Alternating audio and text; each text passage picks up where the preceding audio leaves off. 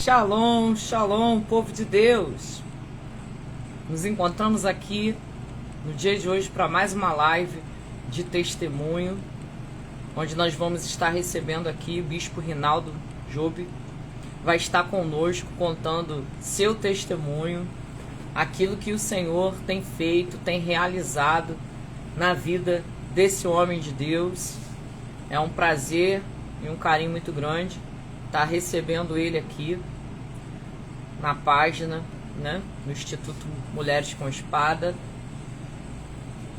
Este momento aqui pertence ao Senhor, onde ele é tributado, honrado, glorificado. É um momento onde o Senhor deu direcionamento, né, para que convidasse homens e mulheres para estar aqui participando dessa live de testemunho. Então eu já quero desde já estender esse convite a você que está nos assistindo, você que tem um testemunho, você que tem uma história de vida com Yeshua, aquilo que Jesus fez na tua vida, aquilo que você pode tributar, aquilo que você pode falar ao mundo, quem ele é, apresentar Jesus como ele realmente é, o que ele fez na tua vida, de onde ele te tirou, quais foram as realizações, qual foi o milagre, qual foi a cura que ele manifestou na tua vida. Então, você que tem testemunho, nos procure, tem nosso número de WhatsApp na página, nos chame pelo direct, ok? A gente marca uma data e vamos estar abrindo a oportunidade para você também estar aqui, você homem, você mulher, para estar contando o seu testemunho, amém? Vamos orar? Deixa eu ver que já tem algumas irmãs, né, irmãos já conosco aqui. Lilian, Shalom, Lilian está conosco, Miriam, Profeta Miriam, Missionária Sara, Flávia Mendes, sejam todos bem-vindos.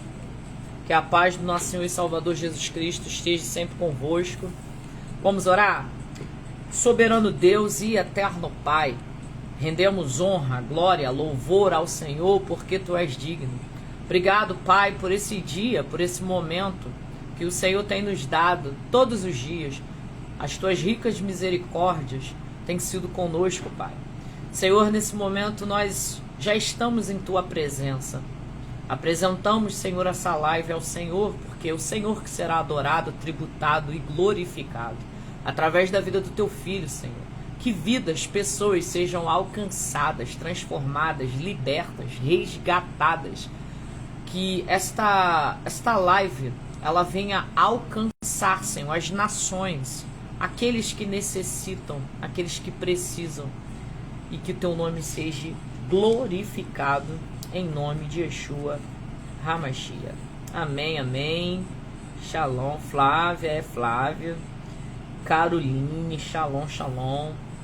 A paz a todos no dia de hoje.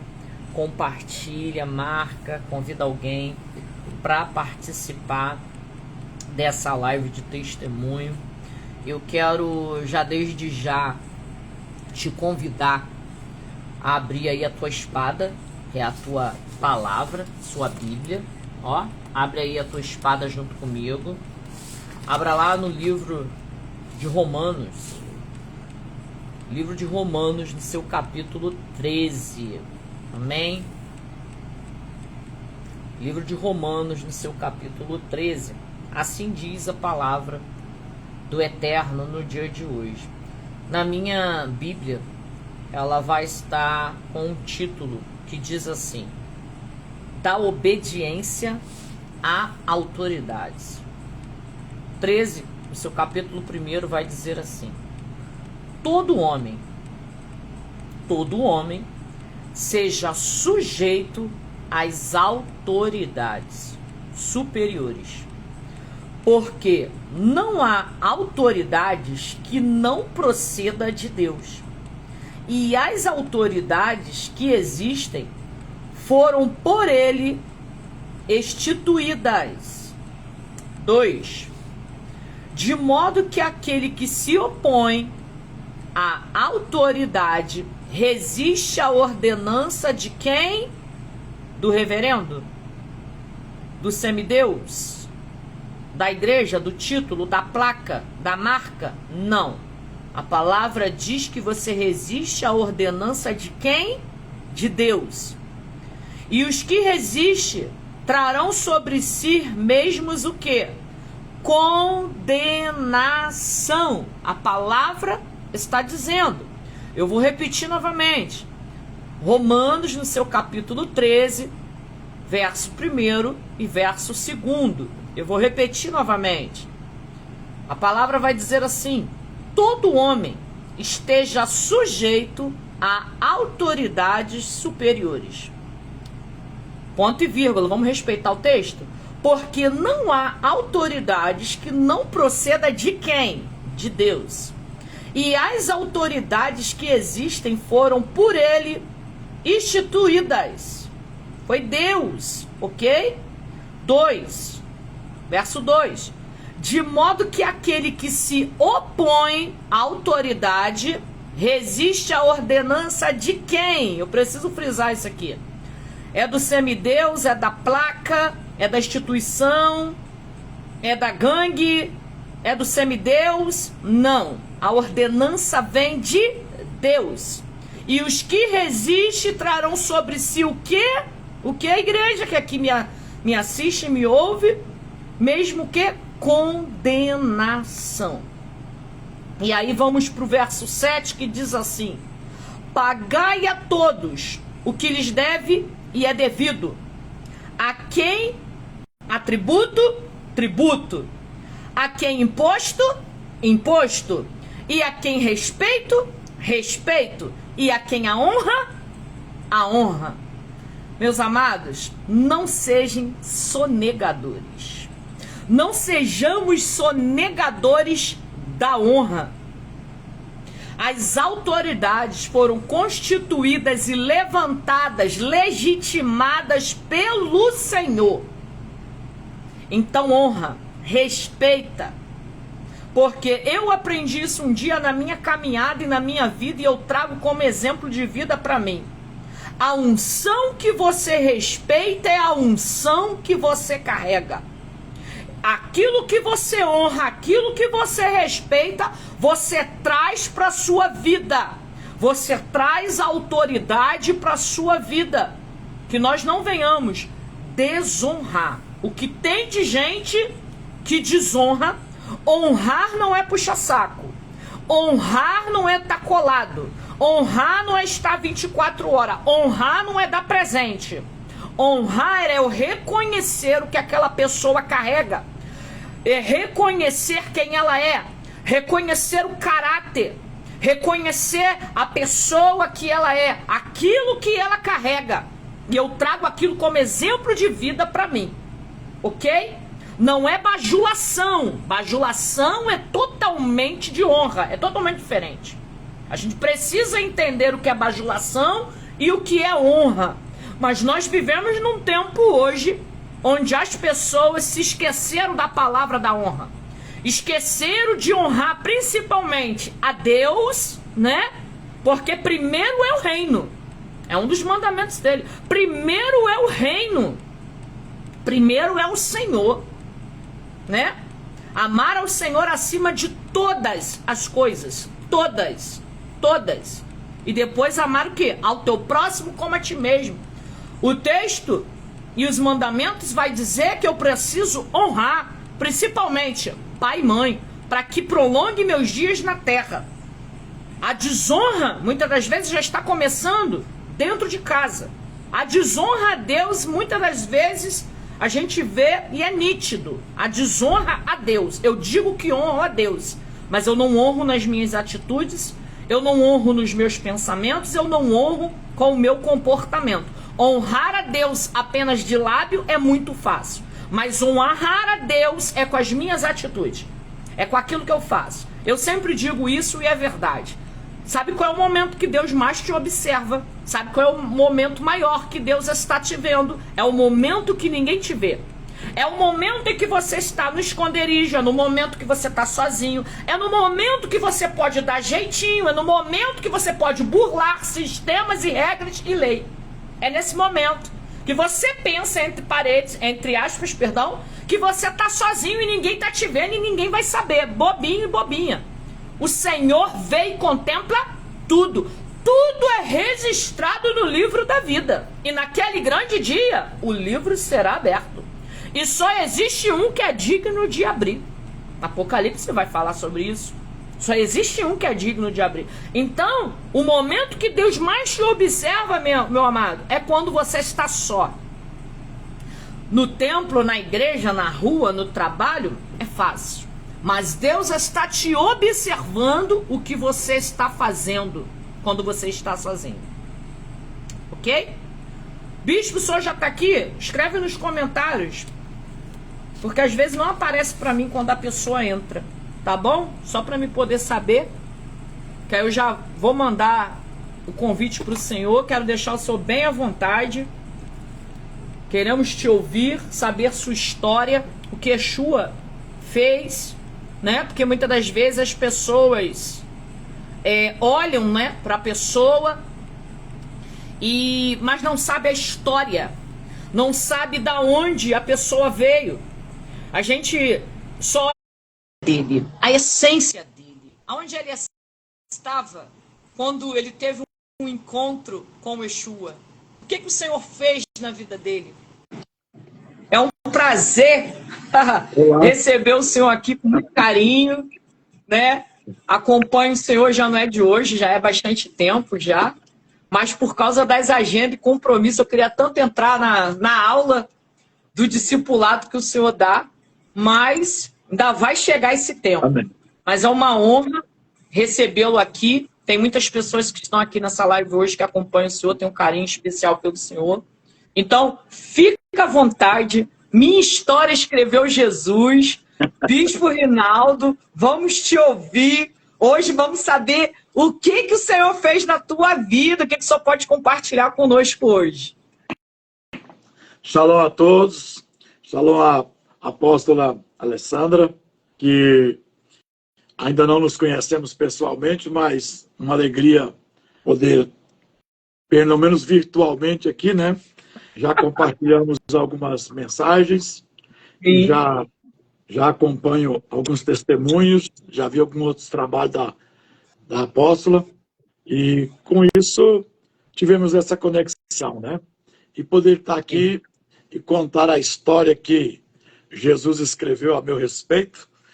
Eu vou ter que começar dizendo que eu destruí toda a história que ele escreveu e ele está reescrevendo a minha história já faz alguns anos. Não está como eu gostaria, mas já está bem melhor do que estava, né? Então vou começar lá de trás. Quero dizer aos que já chegaram aí, eu estou vendo que alguns eu os conheço, e todos são bem-vindos. E quem ainda não conhece a apóstola Alessandra, possa conhecer o trabalho dela aí, que eu achei extraordinário, a dedicação e o esforço que ela tem em deixar uma mensagem para aqueles que ainda vão conhecer o Senhor Jesus e saber do que ele é capaz de fazer na vida do ser humano. Então, para mim é uma alegria. Eu sou o Rinaldo Job, né?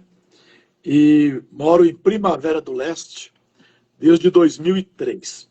Eu sou natural de Caiapônia, Goiás, interior do estado de Goiás, quase divisa com o Mato Grosso.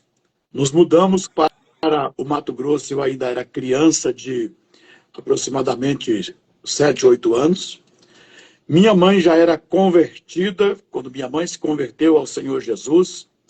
Minha mãe, a Virgínia, do Espírito Santo, uma pastora, uma mulher de Deus, que hoje congrega comigo, eu sou o pastor dela, mas é porque ela já está na sua terceira idade, né? Meu pai já tem 80 anos, minha mãe já está se aproximando dessa idade, mas eu nasci praticamente e cresci crente na Assembleia de Deus, interior do Mato Grosso. Vivemos por maior parte da minha vida em Canarana, no Mato Grosso, onde os meus pais serviram a Deus por toda a sua vida e servem a Deus até hoje. E lá eu tive a minha experiência com Deus. Antes disso, hoje sou pastor em Primavera do Leste há 23 anos, na mesma comunidade. Sou casado com a Rosana, pastora Rosana Seidel, uma mulher maravilhosa, um presente que Deus me deu. Jesus morreu na cruz por mim, mas ela tem a participação dela para que eu esteja aqui hoje, né? Eita A gente glória! é só uma brincadeira, ninguém paga pela salvação dos outros, mas eu tenho algumas pessoas na minha vida que serei eternamente grato por eles terem colocado a vida diante de Deus e interceder pela minha vida. Minha mãe, que sempre foi cristã, 8 tias do lado de minha mãe também eram cristãs que oraram por mim por muitos anos. A congregação, a Igreja Assembleia de Deus em Canarana, no Mato Grosso, se alguém mais de Canarana estiver ouvindo, eu sou aí sempre grato. Eu tenho irmãs lá, a pastora Alessandra, que tem irmãs que tem mais de 40 anos que oram por mim, interruptamente, todos os dias. Então, tem coisas que acontecem hoje na minha vida que eu sei que não são os meus méritos, mas são depósito que pessoas colocaram diante de Deus. Com a Rosana Seide, eu sou casado, nós estamos casados já há 36 anos, eu tenho 53 anos de idade, tenho 3 filhos, na verdade, a Fernanda, com 38 anos, aí vocês fazem a conta aí, descobrem com quantos anos ela nasceu. Eu tenho 53, a Fernanda tem 38.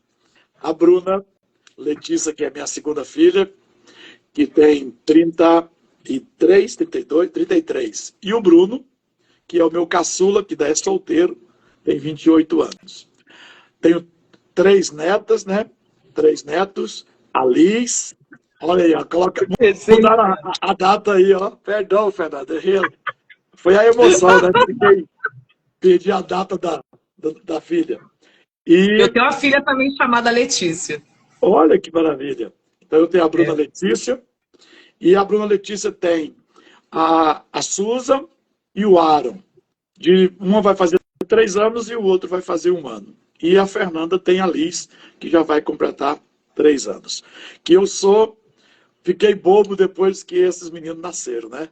Diz que os filhos amansam para os netos montar, né? Então eu estou nessa fase agora, os meninos estão mandando em mim. E vim para a Primavera do Leste em 2003, dezembro de 2003. Em 2005 eu me tornei pastor do ministério que eu estou hoje. Sou pastoreado pelo pastor Davi Grubert, um grande homem de Deus, um profeta de Deus. Mora em Cuiabá, na nossa capital. Tem um trabalho extraordinário, pastoreando pastores, e lá já está estabelecido, a torre de oração da América do Sul.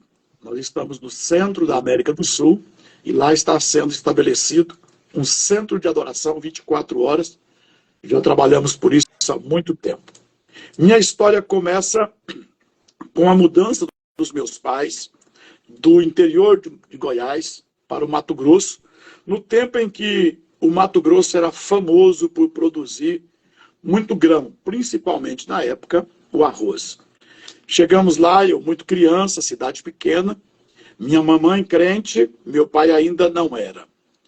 E morávamos ainda no mais interior, fora da cidade, trabalhávamos na roça, e minha mãe semanalmente não faltava os cultos, e nos levava também. Quando eu estava aproximadamente com uns 9 anos, no máximo, eu tive uma disenteria e vômito por 1 semana. E minha mãe, muito preocupada, fez com que meu pai nos levasse à cidade. Meu pai viciado em jogos de snooker, né, jogos de sinuca e baralho. Sempre que íamos para a cidade, deixava minha mãe na igreja e ia para o jogo.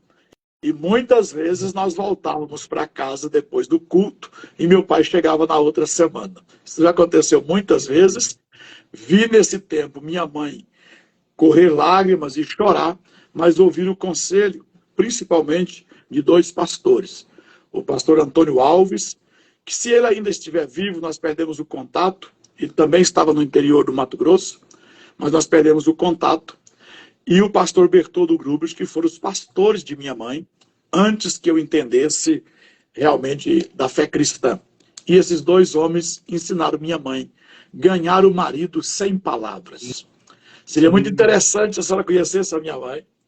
E saber que meu pai chegava do jogo com os pés inchados, de passar uma semana jogando, 3 dias. Já vi meu pai perder tudo dentro de casa, até a roça que ele trabalhava com as mãos ser colhida para pagar jogos que ele perdeu. E minha mãe manter uma água quente para que quando ele chegasse, lavasse os pés do meu pai. Que isso! Peguei! Isso para mim é uma marca, eu respeito demais a fé da minha mãe. Nós temos uma natureza muito forte, minha mãe era uma mulher muito valente, é até hoje, mas isso ela nunca deixou a natureza dela dominar o ambiente, a situação, mas ouvia o conselho pastoral e dizia que iria ganhar o seu marido para o Senhor Jesus. Isso durou, acho que mais de 6 anos, essa batalha. Nesse dia que eu estava muito doente, então meu pai nos levou à cidade. E ao invés de nos levar à farmácia ou ao hospital, minha mãe disse, deixa o pastor orar. Meu pai, vou usar aqui as palavras, posso não falar as palavras corretas, mas não quero aqui inventar uma história. Ele disse assim, mas se oração resolvesse, você já orou a semana toda. Ele disse, mas o pastor não orou. E ele nos deixou na porta da cidade, da igreja, e saiu para a cidade para comprar talvez o seu cigarro ou alguma outra coisa. Mas ele demorou um pouquinho. Quando ele chegou na igreja, o culto já estava para terminar. E eu percebi o meu pai e eu corri ao encontro dele. E isso chocou ele, por quê? Porque da forma em que eu não estava em condições de caminhar, eu não estava em condições de correr, porque eu estava muito debilitado. E ele perguntou para mim como eu estava e eu disse para ele, o pastor orou e eu já melhorei. E ele perguntou se eu tinha tido vômito, se eu tinha tido mais diarreia. Eu falei, não, eu comi e eu sarei. Meu pai, quando o pastor está terminando o culto, então meu pai pergunta ao porteiro se não ia perguntar se alguém queria levantar a mão. Então, naquele dia, meu pai aceitou a Jesus, entregou sua vida para Jesus, e até hoje meu pai serve a Jesus com intensidade, com fidelidade. Eu não conheço pecado moral do meu pai. Eu não conheço uma palavra errada, um palavrão, não conheço mentira. Meu pai é um homem justo. Só que eu fui crescendo e faltou, apóstola Alessandra, faltou algo e que está faltando muito nos nossos dias na igreja. Aqui onde eu sou pastor, desde 2006, eu trabalho com um lema. Os pais preparam o caminho para os filhos. Porque Deus me visitou, Deus me corrigiu em 2006. Em 2008, eu destituí as salinhas de culto da nossa igreja.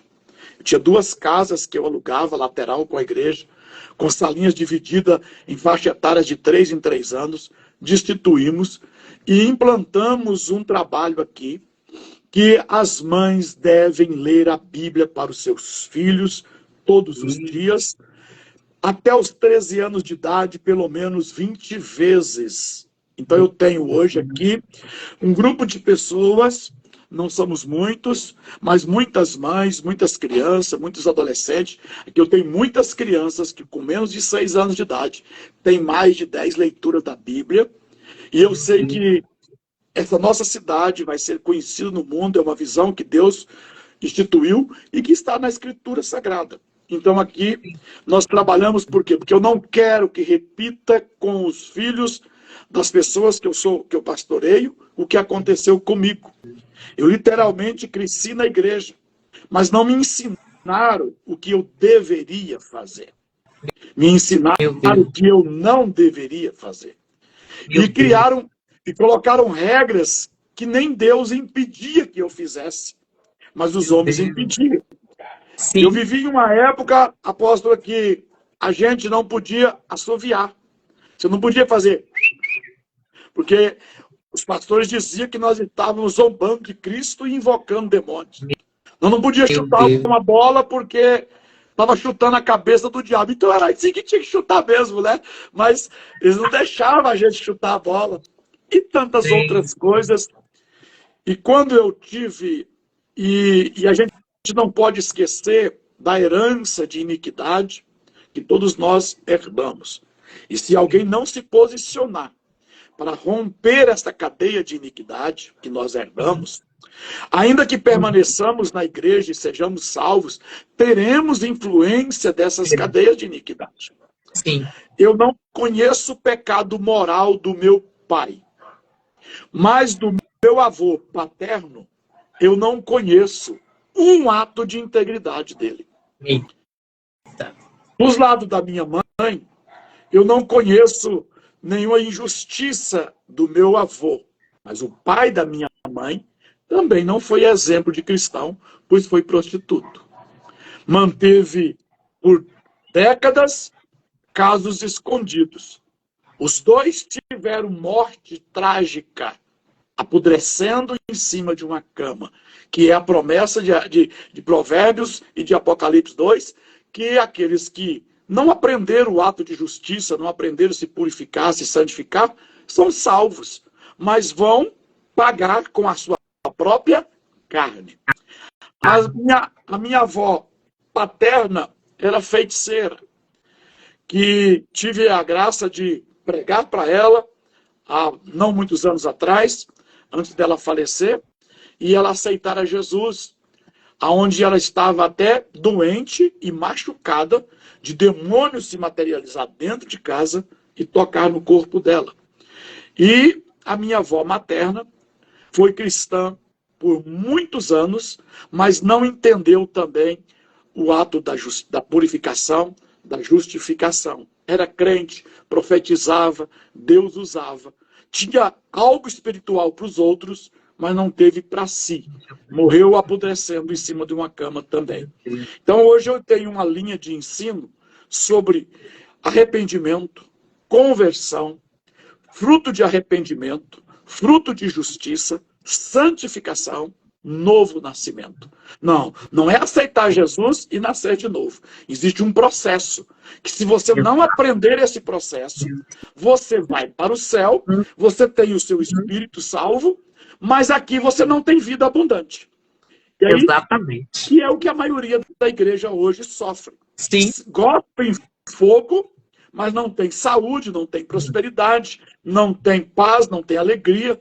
Crentes que nasceram, que foram salvos em Cristo Jesus e estão depressivos, enfim, não vim aqui para doutrinar, mas existe algo a mais que a igreja precisa se aprofundar na palavra de Deus. Com esse entendimento, logo que eu voltei para Cristo, eu tive um período fora da casa de Deus. Então, ter crescido na igreja, apresentar os seus filhos na igreja, levar os seus filhos para o culto, isso não garante que seus filhos vão temer a Deus. Porque a maioria das famílias que nós conhecemos, que criou seus filhos na igreja, na segunda fase, no segundo ciclo de vida, na adolescência, a maioria que não saem para o mundo e se destrói, muitos ficam, mas carregam marcas do mundo. Deus me deu uma visão em 2006, onde eu era o rei Salomão. E eu ia dividir aquela criança que estava viva. Porque uma mãe dormiu até a meia-noite, dormiu sobre o seu filho e o matou. A outra dormiu a noite inteira, e quando olhou para o filho, não era o filho que ela tinha gerado. E o Senhor me mostrou que aquelas duas mulheres é a figura da igreja hoje. E que aquela que... Porque as duas ali estão figuradas como prostitutas. Eu disse, Senhor, mas a tua noiva não é prostituta.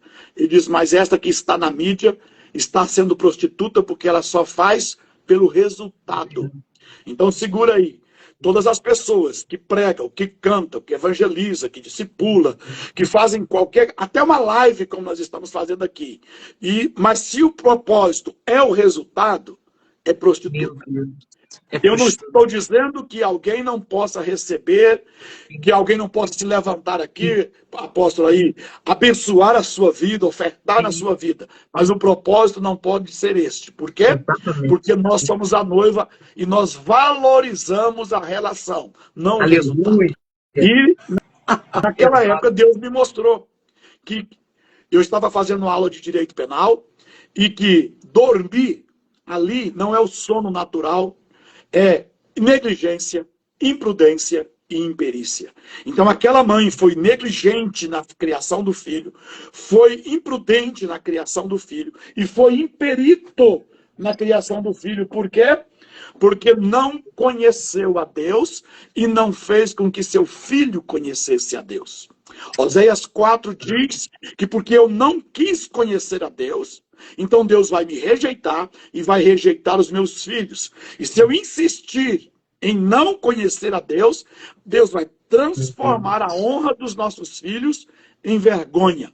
E um dia Deus me deu uma visão, que um pai levava o seu filho para entregar no altar para outro macho. E a mãe levava a sua filha e entregava para outra mulher para ser o seu marido. E Deus me disse, é assim que eu transformei a honra dos rebeldes em vergonha. Crentes que não quiseram me conhecer, crentes que não quiseram inculcar a palavra nos seus filhos, crentes que buscaram seus próprios interesses, foram atrás do prazer, foram atrás do poder, foram atrás da posição, foram atrás da riqueza, coisas que eu daria se primeiro tivesse me buscado. Então, quando Deus diz que para nós apresentarmos os nossos filhos ao Senhor na casa dele, na verdade, apóstolo, nunca foi para mostrar os nossos filhos para Deus quando os apresentamos na igreja. Na verdade, quando nós levamos isso para cumprir o que está em Lucas capítulo 2, além de apresentar, nós deveríamos levar a oferta, porque o diabo roubou isso da igreja. Hoje apresenta os filhos, mas não leva a oferta. Então não está cumprindo o mandamento corretamente. Mas o maior ato na apresentação dos filhos não é apresentar os filhos para Deus. É ali um compromisso diante de Deus e diante dos homens, que nos próximos anos eu vou apresentar Deus para os meus filhos. E se isso não acontecer, na adolescência você vai ver o seu filho morrer na fé. Por quê? Porque aquelas mulheres dormiram uma noite. Uma noite é dividida por início, meio e fim. A vida dos nossos filhos é dividida em infância, adolescência e juventude. Então aquela mãe dormiu toda a infância e a adolescência do seu filho. Não viu a necessidade do seu filho, não viu o seu filho com fome, ter fome, não viu o filho ter sede, não viu o filho chorar, não viu o filho gemer, não viu o filho ter frio, não viu o filho defecar, não viu o filho urinar. E quando ela se deitou sobre o filho, não viu o filho gemer, não viu o filho chorar. Insensibilidade. A igreja, a maioria da igreja está insensível na formação dos seus filhos, terceirizando os seus filhos para a internet, para o celular, para o mundo. E a igreja, covardemente, oferece um serviço para os pais de terceirizar a vida espiritual dos filhos, dizendo, traz o seu filho para a escolinha. Então hoje, igreja boa é aquela que apresenta uma segunda igreja, uma sub-igreja infantil, uma sub-igreja adolescente. Esta igreja vai levar todos os filhos dos crentes para o inferno. Por quê? Porque Deus não disse para você levar os seus filhos para o culto. A Bíblia diz para você inculcar nos teus filhos a palavra de Deus. E inculcar leva-se, no mínimo, 10 anos ministrando este livro 2 vezes por ano na mente do seu filho, como pássaro que alimenta o filho. Apocalipse diz que bem-aventurados que leem e bem-aventurados que ouvem. Quem lê é os pais, quem ouve é os filhos. E assim nós vamos instruir os filhos no caminho, e nem depois de grande eles irão desviar. Existem pastores na mídia aí dizendo, mamãe, papai, você ensinou seu filho, você fez tudo certo, ele desviou agora porque ele decidiu desviar. Esses pastores estão sendo usados por Satanás, dizendo que a culpa é de Deus. Se eu tivesse feito tudo, não teria desviado. Se minha mamãe tivesse feito tudo, meu papai, eu não teria me desviado. Eu não carregaria as marcas que eu carrego, as dores que eu carrego. É bonito, eu vou contar aqui o que Deus fez comigo, mas não tem testemunho nisso, tem testemunho. Por quê? Porque eu sendo filho de crente e me desviei, significa que meus pais também estavam desviados. Meu Deus. E o tempo que eles não gastaram para instruir a palavra a mim, agora eles vão ter que correr dobrado para restaurar. E hoje a igreja não está trabalhando com formação de filhos, mas dando muita ênfase a trabalhar com restauração de filhos. A restauração é maravilhosa, pastora. Cristo veio na cruz para nos restaurar, mas nós precisamos ter formação para que nossos filhos possam falar como Pedro falou e como Paulo falou. Pedro bateu no peito e disse para Jesus: eu nunca comi nada impuro e nem imundo. Não significa que ele só não comeu carne de porco ou carne impura. Significa essa palavra em Atos 10, ele está dizendo: eu nunca menti, eu nunca roubei, eu nunca adulterei, eu nunca prostituí, eu nunca pratiquei a lascívia, eu nunca fraudei. Só estava falando de honra aqui, de tributo, de imposto. Pedro estava dizendo: eu nunca soneguei imposto, eu nunca neguei os tributos, eu nunca desonrei meus pais, eu nunca desonrei a Deus, eu nunca. E Paulo vai dizer: na lei eu fui irrepreensível. E Paulo exorta Timóteo, dizendo: Timóteo, desperta o dom de Deus que há em você, Timóteo, porque eu conheço a fé da sua mãe Eunice e conheço a fé da sua mãe Lloyd. Lloyd recebeu da sua mãe mais de 20 leituras da Escritura, ela era mitzvah, que significa filha do mandamento. E o menino é bar mitzvah, que é filho do mandamento. Então a mãe de Lloyd fez ela filha do mandamento, colocando nela 20 vezes a palavra de Deus até a sua adolescência. Lloyd pegou Eunice e fez a mesma coisa. Eunice fez a mesma coisa com Timóteo. Agora Paulo encontra Timóteo, um menino de quase 20 anos que não era circuncidado porque ele era filho de um grego. Mas Paulo sabe disso: Timóteo, eu sei o que está implantado em você, eu sei o dom de Deus que está em você. Desperta, Timóteo, o dom de Deus que está em você, que foi colocado pela fé da sua mãe Eunice e da sua avó Lloyd.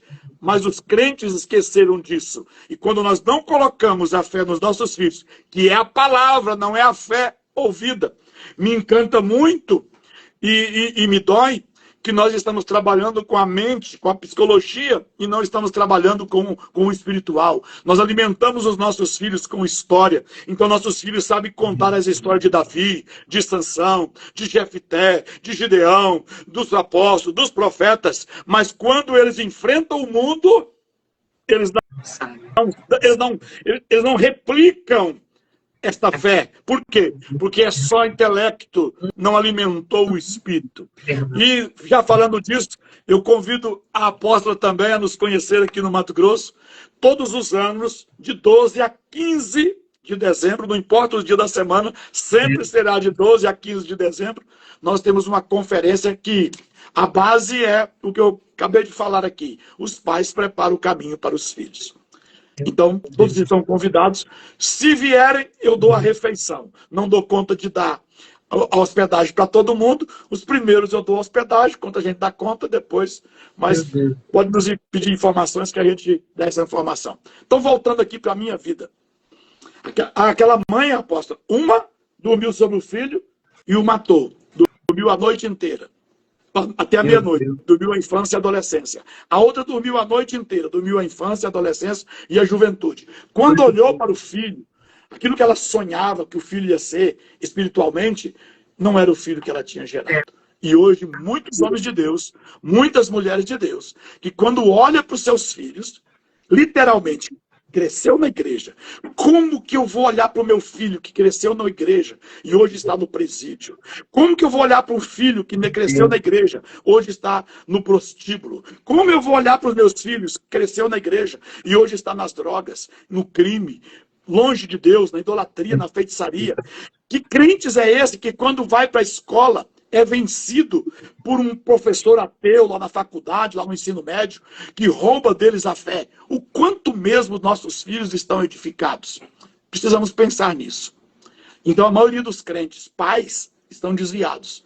Porque os filhos se desviaram, porque os pais se desviaram. Desviados de quê? Dos princípios, dos mandamentos, de muitas coisas que Deus exige de nós. Então eu cresci na igreja, mas com 10 anos para frente, eu já comecei a virar o Satanás dentro da igreja. Com 12 anos, eu saí da igreja, literalmente. Aí eu já não voltei mais. Com essa idade eu já frequentava prostíbulo, nessa idade eu já andava armado, eu já estava conhecendo a bebida alcoólica, depois eu conheci drogas, não fui profundo em drogas, minha cidade é interior, mas usei muita maconha, comia com farinha, teve uma época, e quando eu tinha uns 12 anos, e esse tempo todo, apóstola, minha mãe era líder do ciclo de oração. Minha mãe era professora da escola dominical, minha mãe era profeta, minha mãe era pregadora na igreja, e até hoje, mas não soube, não aprendeu e não soube nos ensinar. E aí, por minha rebeldia, por tudo aquilo que eu herdei da iniquidade, porque quando a Bíblia diz que os pais, o pecado, a iniquidade dos pais é visitada nos filhos, na nossa Bíblia diz até terceira e quarta, mas no hebraico, na Torá está escrito na terceira e quarta. Então tudo aquilo que meu avô foi, eu com tenra idade eu estava sendo. Com 15 para 16 anos, no envolvimento, nasceu a Fernanda, que é a minha filha mais velha. De 18 para 19, eu me envolvi com a Rosana, que é a minha esposa até hoje, e nasceu a Bruna. E eu no mundo, bebendo cachaça, usando droga, aprendi a jogar, me tornei um dos maiores jogadores de baralho do nosso estado, ao ponto que eu tinha patrocinadores que me patrocinavam para jogar. Eu não tinha o recurso, mas aprendi. E aquela técnica, eu tenho convicção de que foi o maligno que me deu. Porque aquilo que eu deveria ser hoje na escritura, eu era no baralho, eu era no jogo. Nesse período, quando eu saí de casa com 12 anos, eu fugi de casa a primeira vez, fiquei fora de casa um tempo, minha mãe ficou muito mal. Quando a justiça descobriu onde eu estava, fui obrigado a voltar. Eu encontrei minha mãe magra, com os olhos fundos de tanto chorar. Então, daquele dia até o dia que eu voltei para Cristo, quando eu tinha 23 anos, eu ia fazer 24 anos. Eu ia completar 24 anos no dia 9 de outubro de 95, dia 20 de dezembro de 95, eu faria 24 anos. Dia 9 de outubro de 94, eu fui num culto, porque eu cheguei de um jogo, eu tinha saído quinta-feira de casa. Cheguei em casa, minha esposa estava pronta para ir à igreja, perguntei para ela, cheguei no domingo, né, saí quinta, cheguei no domingo, e ela disse, o seu pai vai passar aqui e eu vou para a igreja. Eu pensei, se eu for com ela para a igreja, até a gente voltar o problema vai amenizar. Então me espera que eu vou também. Então eu fui, naquele dia, eu fui para o culto, sem avisar ninguém, nem para Deus eu não falei que eu ia no culto. Porque nesse período, dos 12 até os meus 24 anos, eu tentei ser crente, pastor. Eu fui na igreja centenas de vezes e aceitei a Jesus. Eu fugi para outra cidade por causa de problemas que eu tive na minha cidade. Lá eu aceitei a Jesus também, não dei conta. Eu aceitava Jesus num sábado, até chegar no outro sábado, eu já tinha distanciado de novo. Porque as pessoas às vezes não entendem. Não é porque a gente é filho de crente que a gente não precisa de discipulado. Filho de crente precisa de discipulado. Filho de crente precisa de conselho. Filho de crente precisa de abraço. Então, você que está me ouvindo aqui, quando você vê o filho de um crente vindo ao culto, não só o filho de crente, mas um filho de crente vindo ao culto, não é porque o pai é obreiro, não é porque a mãe é usada na igreja. Ei, mas você, visita ele, se aproxima dele, ore com ele. Por quê? Porque os de casa não têm essa condição. O inimigo, eu não sei a natureza, os de casa parece que... E até os crentes olham assim, não, é filho do pastor. Ele é filho do pastor, irmão, mas ele não é pastorzinho. Ele precisa do mesmo entendimento, do mesmo carinho. Então, teve vezes de eu ir na igreja já jovem e aceitei a Jesus. Sabe o que fizeram para mim, pastora? Preencheram lá uma ficha com o meu nome e meu endereço e me entregaram a ficha. Com o endereço da igreja. Não, moço, eu já estou na igreja, você precisa do meu endereço. Ah, mas é filho da irmã Virgínia, é filho do obreiro José. Não é por isso. Talvez se tivessem cuidado de mim. Mas voltando aqui, apóstola, quando eu saí da igreja, o inimigo me acertou tão terrivelmente, porque eu falei, a apóstola leu um texto aqui, que se ela soubesse o que eu ia falar, ela não tinha lido em Romanos 13. Por quê? Porque Romanos 13 está tratando de autoridade. E naquele dia, apóstolo, que eu saí da casa de Deus, e eu me rebelei contra a minha mãe, e saí da casa de minha mãe, eu joguei fora a proteção que eu tinha, que era a autoridade de Deus e a autoridade dos pais, que são proteções. No dia que as pessoas entenderem isso, pastor não anda sem pastor e crente não anda sem pastor. Por quê? Porque a autoridade é uma proteção na nossa vida. Nesse dia, eu saí de casa, mas agora eu já estava casado com 19 anos, eu já tinha a Bruna, e eu descobri que eu estava com hanseníase, que eu estava com lepra. Quando eu procurei a medicina e encontrei uma ajuda na medicina, o médico fez um exame em mim e disse para mim assim: essa enfermidade está no seu corpo aproximadamente de 10 a 12 anos. E dava exatamente a data em que eu não voltei mais na igreja, que eu me afastei de verdade e me afastei da casa de Deus. Olha o que eu recebi por ter saído. Agora eu estava vivendo uma amargura e um medo. Na época eu assisti um filme, que se alguém aí tiver interesse, é um filme bem antigo, mas o filme chama-se A Mosca. É uma experiência de alguém Eu lembro. fazer um transporte de uma bolha para outra, uma experiência, coisa boba de cinema. E quando ele, no cinema, quando ele consegue no filme passar, uma mosca passa com ele. E agora ele começa a ter uma habilidade da mosca, saltar como a mosca, mas quando ele vai lavar o rosto, sai a orelha, sai o nariz, e ele fica tentando colar. E o filme parece que vai ter uma continuidade, porque ele deixa alguém grávida, e aí, ao invés de ter uma criança, tem uma larva dentro da mulher. Aquele filme me deixou aterrorizado, por quê? Porque eu estava numa fase da minha vida, e a lepra tem fases. Eu estava na fase I, que é a fase que você fica com manchas e com muita dormência. Então eu tinha muitas manchas, muitas dormências, eu pesava 69 quilos, eu podia colocar no meu corpo, na onde tinha as manchas, empurrar uma caneta dessa na sola dos pés, nas pernas, em vários lugares, que ia até encostar no osso, tocava nos nervos, você sentia aquele choque e não sentia dor. A lepra literalmente é o pecado. O pecado, você perde parte do seu corpo e não percebe que está doendo, porque o pecado é como uma anestesia, né? Cria uma dormência. E eu estava nesta condição. Nesse tempo, a minha saída de paz era ler a Bíblia. E Deus é tão chique, a gente acha que está tudo no controle do capeta, mas não está. E se existem orações depositadas sobre alguém que está me ouvindo aqui, que talvez tenha um filho, um marido, uma filha, alguém que estava no mundo como eu estive, mas você está servindo a Deus, você não soube servir a Deus corretamente, não se sinta condenado. Saiba de uma coisa: não existe oração sem resposta, e em nenhum momento Deus perdeu o controle. Eu consigo um emprego, e neste emprego, pastora, de 8 horas que eu trabalhava, 6 eu ficava sentado, sem fazer nada. Eu não trabalhava mais do que 2 horas por dia. E o tempo, aí eu só tinha paz lendo a Bíblia. Nesse período, em 6 anos, nesse lugar, eu li a Bíblia dos 19 até os meus 25 anos, eu li a Bíblia aproximadamente 40 vezes. Hoje, eu terminei agora de manhã Deuteronômio, estou na segunda leitura desse ano, já li uma vez esse ano, vou ler a segunda vez até junho, e mais 2 vezes até dezembro. Então, esse ano eu leio 4 vezes. Eu completei agora 254 vezes esse livro.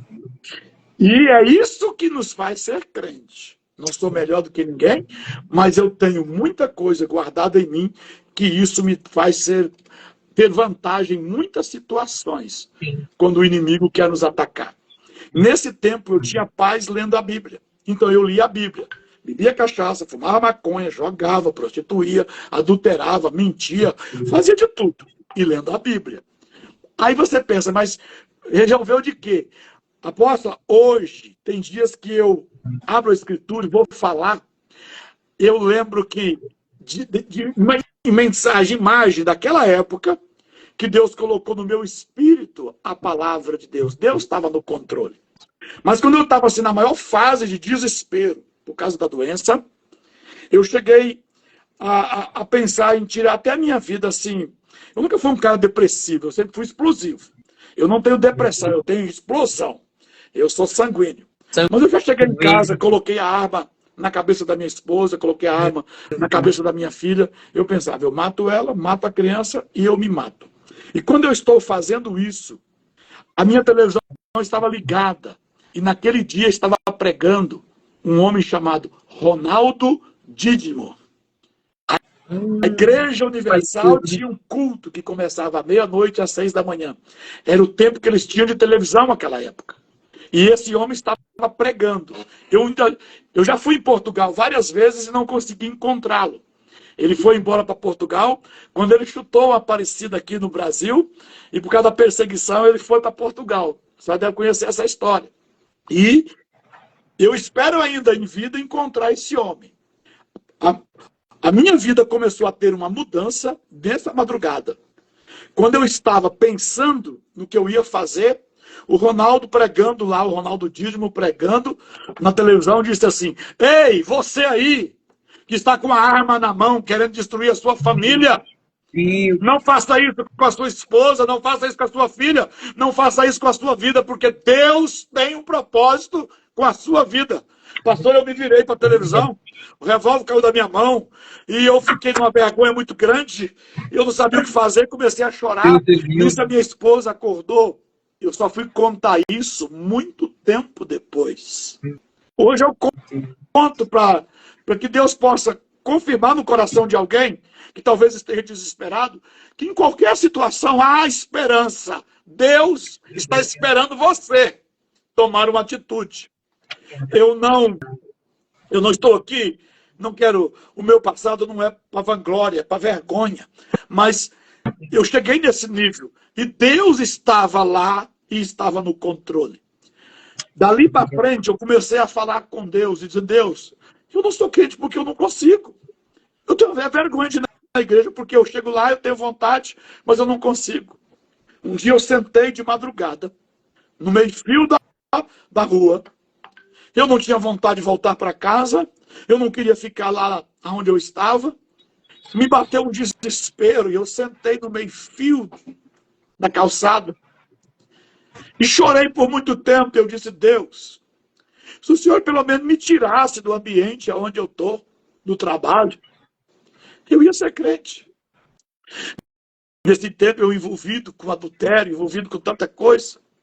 Passados 30 dias desse dia que eu chorei na calçada, eu fui num culto com a minha esposa.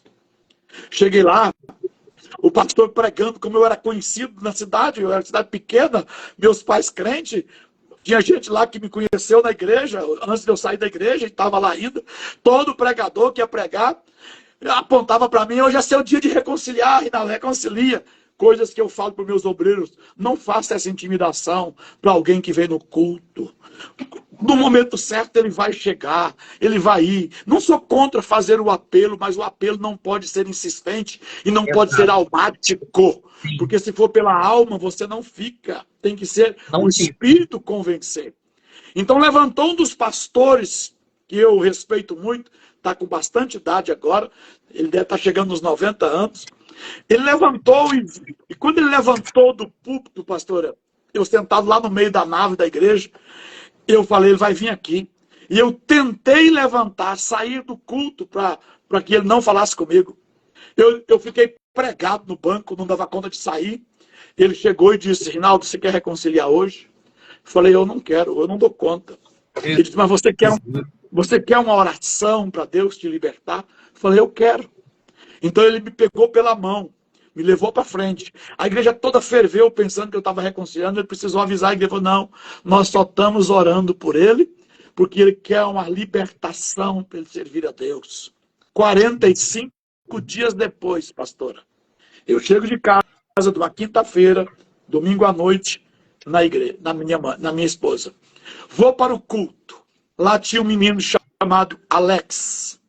Esse menino da região de Anápolis, em Goiás, que na época tinha 22 anos. Pregava muito. Deus revelava CPF, Deus revelava nome de cachorro, Deus revelava endereço, chassi de carro. E eu fiquei impressionado. Nome das pessoas, sobrenome, nome dos pais.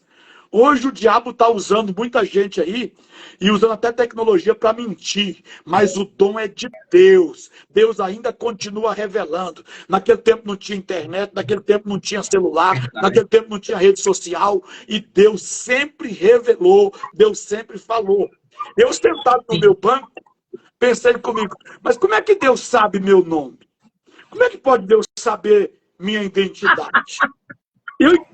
Quando eu estava pensando isso, né, e ele pregando, eu olhei para mim e eu comecei a me derreter, como se eu fosse um gelo que estava derretendo, a água não escorria, entrava tudo para dentro do calçado e o calçado não enchia. E foi me batendo um desespero e ele fez o apelo. Eu nem sei como, eu fui lá, aceitei Jesus. Quando eu abri os olhos, estava a minha esposa ajoelhada de um lado e a minha filhinha, a Bruna, com 4 aninhos de idade, ajoelhada do outro lado. E a igreja subiu no telhado, né? Porque o filho da irmã Virgínia reconciliou. Só para adiantar aqui um pouquinho. Quando eu me firmei na igreja, eu me tornei o secretário da igreja. Eu achei na secretaria da igreja cadernos do ciclo de oração de 10, 12, 15 anos ou mais. Onde minha mãe foi líder de ciclo de oração por muitos anos. E eu peguei o caderno daquele e comecei a folhear. E passava uma folha, 2, pastora. Meu nome estava na primeira linha. Tinha mais 2, 3 pedidos assim, enchia uma folha. Minha mãe renovava, botava eu de novo na primeira linha. Olha aí. Porque aquelas irmãs pegavam aquele caderno e muitas delas oravam nomeando. Ô, pastora, que coisa linda. Eu sou fruto de oração e tem gente nascendo hoje com fruto de oração. Se você congrega numa igreja, se você... pastor, eu não sou ninguém na igreja. Cria um ciclo de oração na igreja. Cria um tempo, chama as irmãs. Vai em 2, vai em 10, vai em 100. Mas qual é o nosso serviço? Só orar. Olha, se vocês orar só pelos filhos dos crentes, enquanto vocês estavam orando pelos filhos das outras, Deus está cuidando da sua família, Deus está cuidando da sua saúde, Deus está cuidando da sua dispensa. Eu assisti uma live aqui com a pastora e uma outra missionária, contando o cuidado de Deus no milagre financeiro, no milagre da providência da vestimenta, da moradia. Ei, alguém que se envolveu. Não, hoje as pessoas só querem pregar, só querem cantar, só querem microfone. Não, irmãs. Crie um horário, seja de manhã, seja à tarde. Crie um horário na sua congregação. Peça para o pastor, diga, pastor, nós instituímos um culto de oração aqui. Não tem pregação, tem oração. Dobrar os joelhos, orar uma pela outra, orar pelas necessidades da igreja. Eu sou fruto de oração. Minha mãe colocou, 2, 3 folhas, meu nome lá de novo. Então, naquele dia, pastor, eu saí do culto, cheguei em casa. Antes de terminar o culto, a pessoa que era o motorista do pregador aqui na região, quando foi terminar o culto, ele disse, eu tenho uma palavra de Deus para alguém aqui. Meu Deus. Enquanto o Alex estava pregando, eu sentei no banco e disse assim, Deus, se houvesse pelo menos perdão para mim, porque eu achava que perdão precisava merecer. Cura, eu nem pedia para ser curado da lepra, por quê? Porque eu acreditava que eu não merecia ser curado. Eu não entendia que Deus nos dá porque carecemos, e não pelo que merecemos. E eu disse, se o senhor pelo menos eu tivesse pelo menos um sinal de que eu estava perdoado, eu faço um compromisso com o senhor, aonde o senhor mandar ir, eu vou. O que o senhor mandar falar, eu falo. E o que o senhor mandar eu dar, eu dou. Mas eu só fiz isso porque eu conhecia a escritura de quem fugiu da saída, de quem não entregou o que Deus pediu, de quem não quis falar o que Deus mandou falar, de quem não quis ir aonde Deus mandou ir. E enquanto isso, o homem está pregando. Quando ele fez o apelo, eu fui lá na frente. Agora a gente sentou, ia terminar o culto. Eu não parava de chorar. O motorista do pregador, um homem aqui da nossa região chamado Sávio, na época era um obreiro, e foi dirigindo para o moço. Disse para o pastor: eu tenho que fazer algo aqui antes que termine o culto.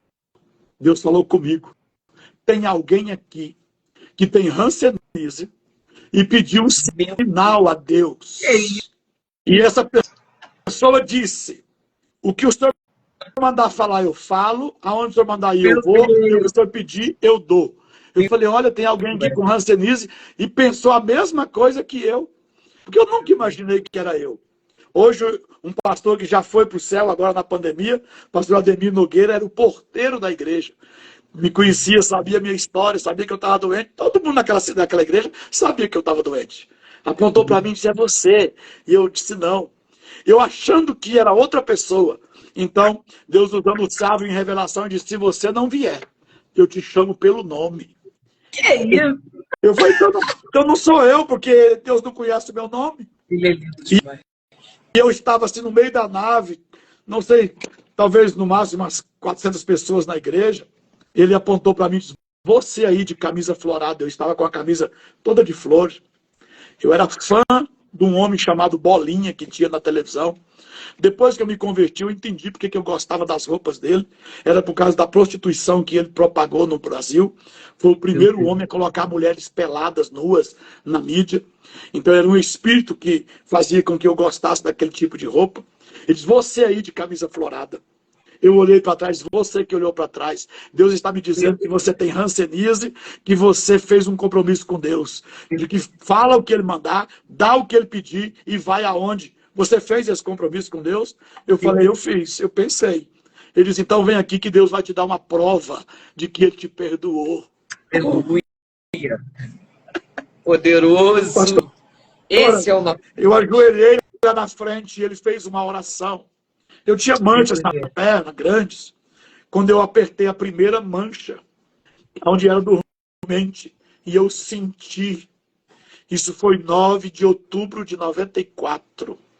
Eu ainda tinha, naquele mês, que tomar 21 comprimidos grandes e no final do mês tomar uma dose Cavalar, que era um comprimido desse tamanho. Quando eu levantei, que eu senti que eu estava curado, cheguei em casa e eu e a esposa: e agora? E se eu não tomar o remédio e eu não estou curado? E se eu estiver curado e tomar o remédio? Ficando naquela dúvida. Eu peguei a cartela de remédio, joguei tudo dentro do vaso, dei descarga e falei: agora é o seguinte, curado ou não, eu vou ficar na igreja, você vai me ajudar. Porque quando eu conheci ela, que a gente começou um namoro, a primeira coisa que eu disse para ela: se você se envolver comigo, saiba que se você casar comigo, eu vou para a igreja e você é crente. Eu falava para ela lá no boteco, onde a gente se conheceu na boate. E aqui já era o Espírito Santo preparando ela, né? E ela veio de família luterana, ela era uma menina de caráter e temor a Deus. Então, ela me ajudou. Os próximos 2 anos, pastoras, não foi fácil, porque eu não tinha uma ajuda, eu não tinha um entendimento. Homens começaram a me ajudar. Um homem chamado João Siqueira da Silva. Ele é pastor na Assembleia de Deus Madureira, em Sinop, no Mato Grosso hoje. Se alguém dessa região quiser conhecer, um dos maiores homens de Deus que eu conheci na minha vida é esse, pastor João Siqueira da Silva. Esse homem, quando me viu convertido, pastor, agora eu comecei num serviço, eu me converti no dia 9, eu tinha falado para Deus me tirar daquele ambiente. No dia 10 eu comecei a trabalhar em outro setor da cidade, em outro serviço. E agora, aquele pastor João Siqueira me chama, vai lá no meu serviço e diz assim: Rinaldo, ele era pedreiro na época, um jovem, solteiro, ele casou com 31 anos, um testemunho lindo, pastor, virgem, com 31 anos de idade. Tem uma família extraordinária, a esposa também cresceu temendo a Deus dessa forma. Os filhos dele hoje, têm a idade dos meus filhos, um pouco menos, temem a Deus, é extraordinário essa família. Ele chegou em mim e disse assim: Rinaldo, eu preciso tanto de orar, eu preciso tanto de ler a Bíblia, mas eu estou sozinho. Se eu tivesse uma pessoa, eu vi que você é animado, eu vi que você é valente. Se eu tivesse uma companheira igual a você, eu ia dar conta de orar do tanto que eu precisava orar, de ler a palavra do tanto que eu... Aí a gente não sabe nada, pastor, a gente é soberbo, né? Aquele homem era extraordinário. Eu não sabia o que tinha acontecido, por que ele estava falando aquilo para mim. Eu falei assim, eu vou ajudar esse homem. Ele está muito mole, eu vou ajudar ele a ser crente, né? Então ele me convidou, pastora, e nós fazíamos uma vigília na sexta-feira. Nós entrávamos às 7 horas da noite na igreja e saía no sábado às 7 da manhã. Ele me ensinou a guardar o sábado, a ser um sabatista. E sou até hoje sabatista. Aqui na nossa congregação eu ensino a guardar o Shabat. Não estou aqui, não tem a ver com a nossa salvação, tem a ver com a nossa condição. É uma fonte de bênção na nossa vida, o Shabat. Uma das maiores fontes de prosperidade é o Shabat. Ó, o Shabat promete, apóstolo, um descanso, não é? Só já aconteceu com a senhora, apóstolo, da senhora estar cansada fisicamente, por causa do trabalho, do dia a dia, a senhora sabe que vai deitar, vai dormir e vai amanhecer com o corpo descansado. Mas tem uma coisa que a senhora não vai resolver com a força do dinheiro, não resolve, só está orando, as mãos não resolvem. É como se Deus dissesse assim para você, vai descansar, deixa isso comigo, descansa. O senhor está entendendo? Não é esse descanso físico. Esse descanso que ele está prometendo é fazer quando nós honramos ele com o Shabat, ele está prometendo dar descanso naquilo que nós não alcançamos, com a nossa capacidade, com o nosso dinheiro, com a nossa habilidade, com o nosso talento. Não, ele disse, ó, fica tranquila, Alessandra, vai descansar. E aí eu resolvo essa situação. Foi com esse entendimento que eu comecei a guardar o Shabat. E aí, essa oração nossa, apóstolo, durou 9 anos e meio. Meu Deus. Nesse período, juntos, nós lemos a Bíblia, eu e ele, mais de 50 vezes. Eu e ele. A princípio, no primeiro ano, segundo ano, eu lia 5 capítulos e ele explicava. Ele lia 5 capítulos e explicava. Eu levei 2 anos para ele deixar eu explicar alguma coisa. E aí a gente lia a Bíblia 1 hora, e por 1 hora a gente dobrava os joelhos e orava. Eu, com 15 minutos, pastor, eu já tinha orado tudo e por todos. Ele, com 15 minutos, apóstolo, ele ainda não tinha nem começado a falar com Deus o que você precisava. Pensa comigo, ele fazia assim, apóstolo. Ele ia orar pela apóstola Alessandra, e ele dizia, Deus, eu estou aqui agora para apresentar a apóstola Alessandra. O senhor conhece essa mulher? O senhor conhece, o senhor sabe a necessidade dela, eu não sei. Olha, ela toda semana está com as suas lives. Ela mora lá no Rio de Janeiro. Olha, ela trabalha assim. Tudo que ele sabia da pessoa, ele ia colocando para Deus. Apóstolo, eu já tinha orado por todo mundo. Ele não tinha nem terminado de apresentar você na oração. Esse é bom. Só que com isso eu aprendi uma disciplina. E não orar menos do que 1 hora. Sim. E ele dizia, Rinaldo, quando você dobrar os joelhos, não faça como os discípulos, não durma, não perca tempo. Nem 1 hora podeis velar comigo, ore de tempo marcado, que você aprende a ser um homem de oração. Leia a Bíblia de tempo marcado, que você passa a ser um homem leitor da Escritura. Porque vai gerar uma disciplina, e a disciplina coloca no seu espírito necessidade, fome. Então eu aprendi assim. E nesse período, quando se passou 4 anos, o nosso pastor jubilou, e o outro pastor, João Geraldo Machado, que hoje está em Aracruz, no Espírito Santo, que é dessa região, e é um privilégio conhecer esse homem. Ele está ligado ao ministério IBM, Igreja Batista Nova Aliança, que a sua sede central é em Linhares, no Espírito Santo, mas ele está em Aracruz, que é a cidade vizinha.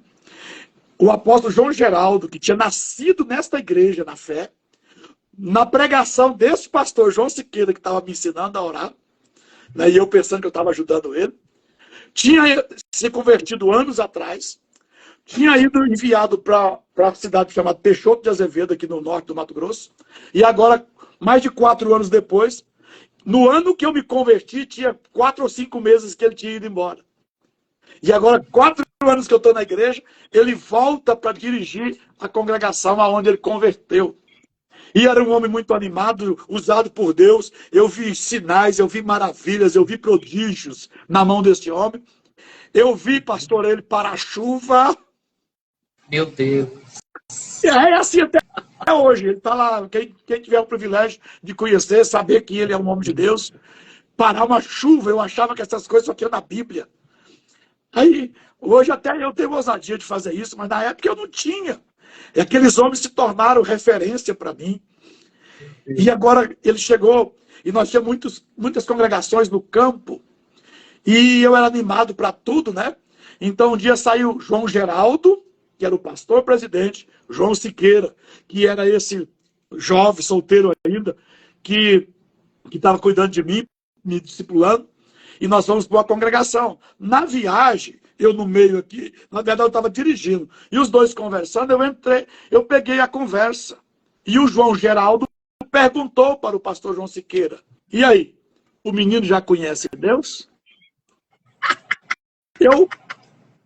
Eu fiquei boiando na conversa, mas como eu era muito bocudo, falei: explica o que está acontecendo aí. Aí o João Geraldo viu que tinha dado uma gafe. Por quê? Porque o João Geraldo sabia por que o João Siqueira, naquele dia, foi do meu trabalho e disse: olha, eu preciso orar muito. Eu preciso muito ler a Bíblia, eu preciso de um companheiro. E eu, no meu coração, disse: eu vou ajudar esse homem. Mas o João Geraldo foi quem deu o conselho para o João Siqueira o que fazer. Porque quando eu me converti, Deus visitou o pastor João Siqueira em um sonho. E o pastor Manuel Ferreira, que ainda é o presidente do ministério até hoje, no sonho ele ia lá na nossa congregação. E ficava na secretaria, e eu ainda não era. Eu era novo convertido. Deus mostrou para o pastor João Siqueira, eu na secretaria, eu era o secretário da igreja, que depois me tornei o secretário. E o João Siqueira era chamado na secretaria, e eu estava na nave da igreja. E no sonho, o pastor Manuel Ferreira perguntava para o João Siqueira: João Siqueira, você conhece Deus? E o João disse: conheço. Me prove que você conhece a Deus. E o João dizia para ele: eu conheço a Deus pela palavra e Deus me conhece pela oração. Nós somos íntimos de Deus. Eu conheço Deus pela palavra e ele me conhece pela oração. E o João Manuel Ferreira disse: muito bem, você conhece mesmo a Deus. Tá. Aí disse que a parede sumia da secretaria e me viam lá dentro da nave da igreja. Ele está vendo aquele moço lá? Sabe quem é? Eu disse: sim, aquele é o Rinaldo, filho da irmã Virgínia. Ele disse: pois é, aquele homem será um grande homem nessa nação. Cuide dele até que ele me conheça e que eu possa o conhecer. Aí ele conta para o pastor João Geraldo, que não morava mais lá: olha, o filho da irmã Virgínia converteu aqui, e eu precisava ajudar ele, tive esse sonho. O que eu faço? Como eu faço para ajudar ele? Aí o João Geraldo diz para ele: olha, chama ele para oração, chama ele para leitura bíblica. Tiveram a ideia de criar essa oração, da qual nós ficamos 9 anos, e naquele dia, quando ele perguntou: e aí, o menino já conhece Deus? Aquele dia, todos os meus méritos, meu talento, meu dom, que eu estava pensando que eu ia receber por estar ajudando o João Siqueira a orar, eu descobri que ele tinha feito aquilo comigo mais de 4 anos, pastor. Não era por causa dele, era por causa de mim. Então eu tenho uma dívida extraordinária. E qual era o objetivo desta oração? Eu queria ser um homem de Deus, eu queria ser um bom marido, e eu queria ter a oportunidade de ser um homem bom na sociedade. Eu não tinha nenhum outro desejo de nada, pastora. Eu não queria ser pregador, eu não queria ser nada disso. Eu não queria ter dinheiro. Nunca orei pedindo nada. Só que quando terminou esses 9 anos, e foi quando eu mudei para a Primavera, a minha vida era outra. Em dezembro de 2003, eu trabalhava numa agência bancária. Eu ganhava $3.830 em dezembro de 2003. Eu vim para a Primavera para ganhar $1.000 para servir numa igreja aqui. Não aconteceu nada disso, nunca recebi o primeiro salário. Mas aí eu não quis voltar para trás. Falei: já quem boia a mão no arado não volta para trás. A minha ideia era ir para frente. E aí permaneci aqui. Houve muitas coisas que aconteceu. Nessa época eu saí da Assembleia de Deus Madureira, sendo um dos secretários da convenção, já credenciado como evangelista. Um ano depois que eu tinha saído, a convenção me excluiu, erradamente, porque me excluiu pelo Estado, só porque eu não estava mais no ministério. Mas isso não me desanimou.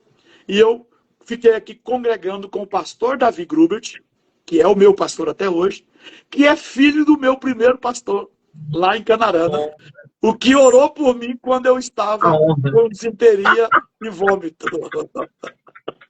Então, eu tô igual o soldado de Davi. Eu servi Davi, agora vou servir Salomão, né? Então, eu servi o Bertoldo Grubert e hoje eu sirvo o Davi Grubert. E vim para esta cidade. 2 anos depois, houve muitos acontecimentos aqui. E eu assumi a igreja num momento que eu nunca sonhei que eu seria pastor de igreja. Eu não tenho essas habilidades. Eu tenho facilidade muito mais de ser um evangelista do que de ser um pastor. Eu construo de manhã com as mãos, de noite eu desmancho com os pés, com a minha natureza, com a minha dureza, né? Tem até gente aqui que dá na live aqui, que congrega comigo. Deve ser um castigo, né? Eles fizeram alguma coisa errada e Deus disse, vocês vão me pagar, vocês vão congregar lá com o Rinaldo, que vocês vão me pagar o que vocês fizeram, né? Então eu acho que é por castigo que alguns congregam comigo. E já estou aqui desde dezembro de 2003, trabalhando na obra do Senhor.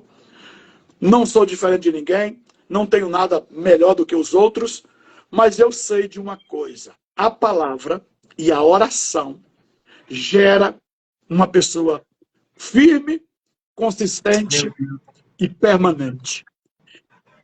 Se eu tivesse que deixar um conselho aqui, ganhe menos e leia mais a Bíblia, trabalhe menos e tenha mais tempo com a oração, porque o tempo que você gastar com a palavra e com a oração, Deus te paga 10 vezes mais do que você está ganhando lá. Eu não estou dizendo para você não trabalhar.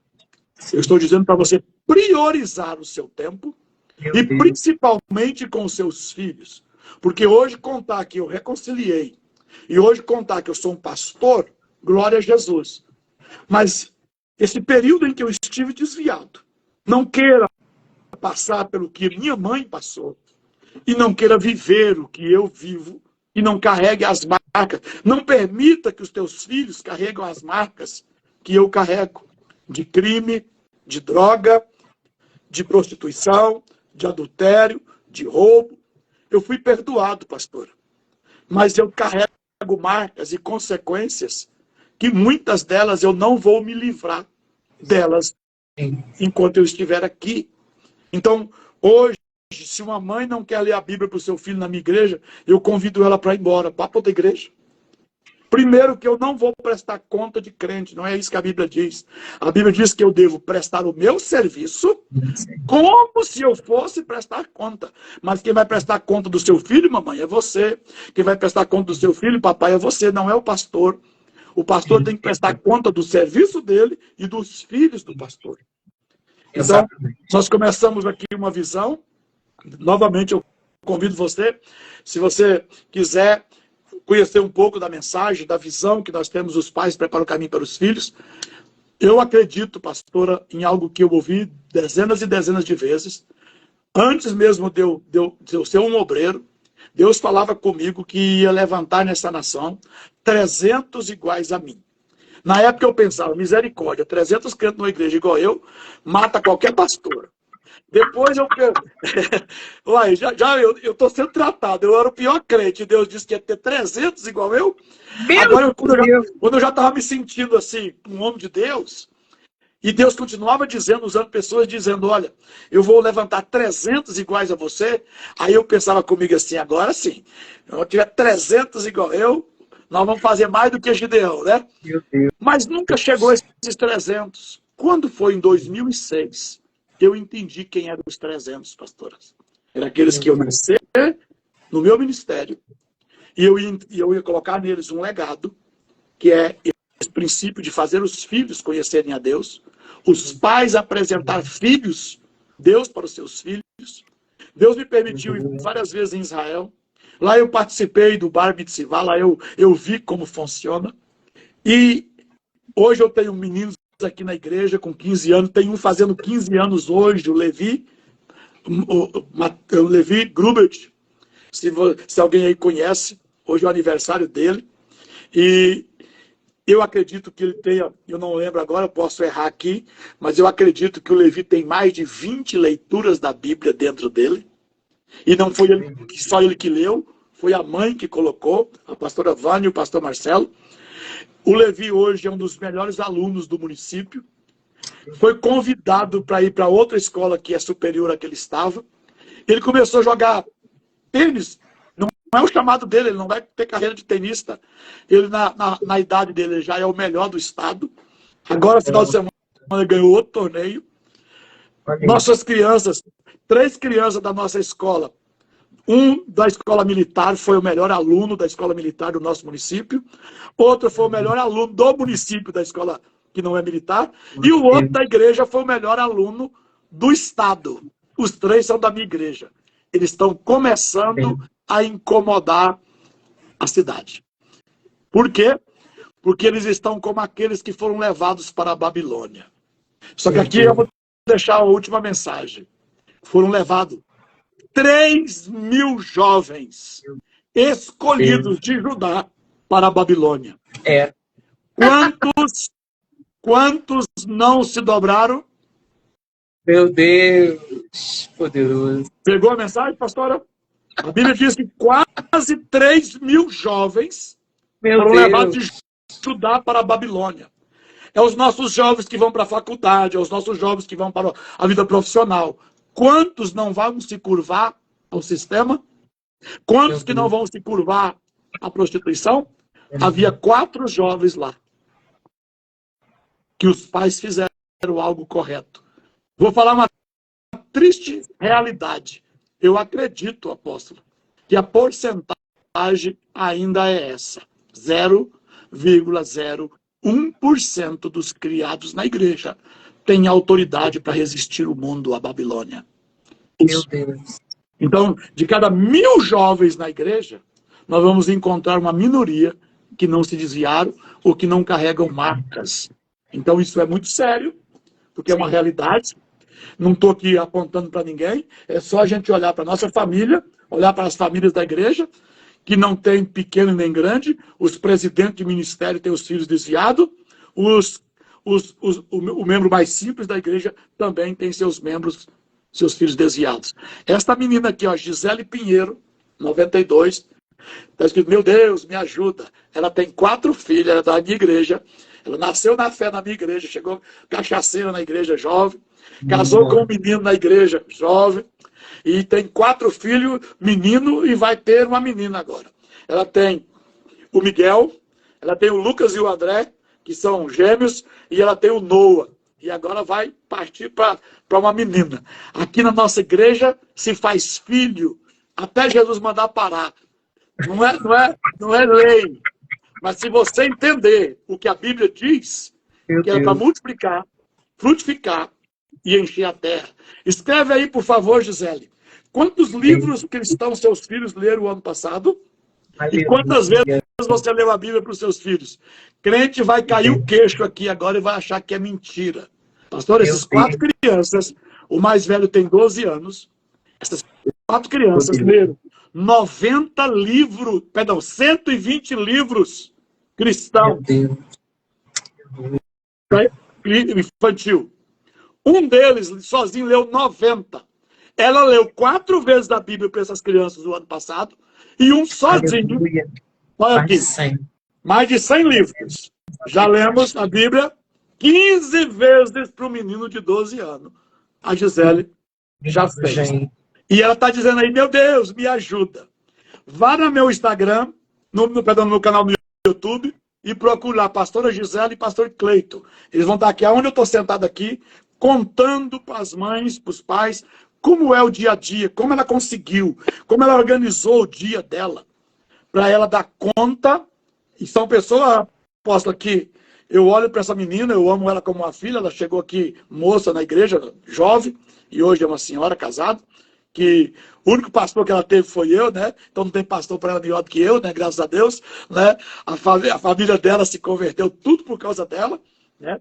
E, ela conseguiu dar conta, apóstolo, de ter uma vida mais simples, ela tem formação, ela conseguiu viver mais simples, vestir mais simples, morar mais simples, mas gerar filhos tementes a Deus.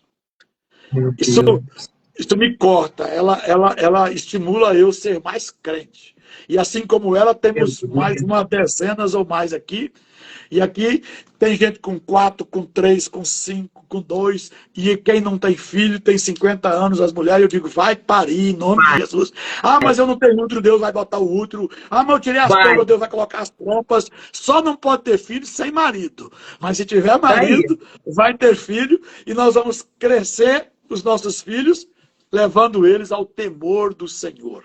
Então, fica aqui esse testemunho, porque eu fui restaurado, mas na verdade é um testemunho, porque os filhos dos cristãos não deveriam se desviar.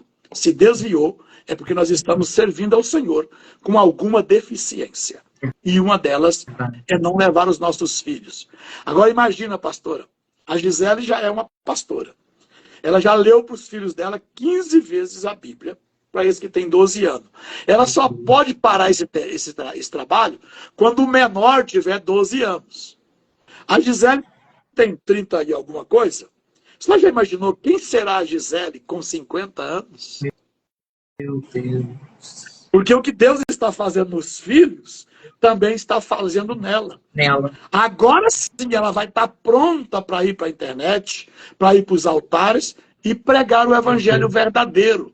Porque tem muita gente pregando o evangelho, mas o evangelho na boca deles não é verdade. Por quê? Porque está pregando para os filhos dos outros reconciliar com os deles desviados. Falando que Deus liberta do homossexualismo com os filhos na prática do homossexualismo. Dizendo que Deus liberta da droga, mas os filhos estão na droga. Dizendo que Deus tira da prisão e os filhos na prisão. São pessoas ousadas, mas que não são usadas por Deus. Porque se Deus te usa só da porta da sua casa para fora, você está reprovado. Porque não adianta ganhar o mundo inteiro e perder a sua alma. E a nossa alma está ligada aos nossos filhos. Então, precisava de muitos pastores. Não é parar, freia. Mas o orgulho não deixa. Então, porque eu tenho fama, eu tenho nome, eu tenho status. O que vão pensar de mim? Ei, Isaías, eu termino aqui minha parte dizendo que Isaías tem um texto que diz: eis-me aqui com os filhos que me deu o Senhor. Eu te pergunto, adianta você chegar lá com 100 filhos dos outros, mas sem nenhum dos teus? Ou faltando um dos teus? Fica essa reflexão, para que o seu filho amanhã não venha aqui dar um testemunho na live da apóstola que ele reconciliou.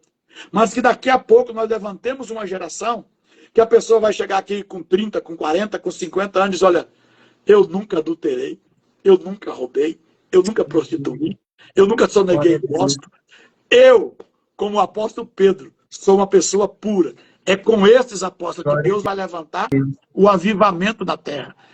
Eu vou dizer algo aqui que vai contradizer a maioria dos pregadores que eu aprendi com eles, dizendo que Deus vai fazer um grande avivamento.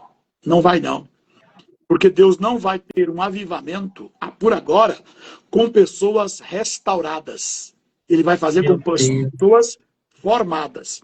Porque a Bíblia diz que não coloca vinho novo em odre velho. Eu sou um odre restaurado. Eu sou um odre velho. E eu posso receber vinho.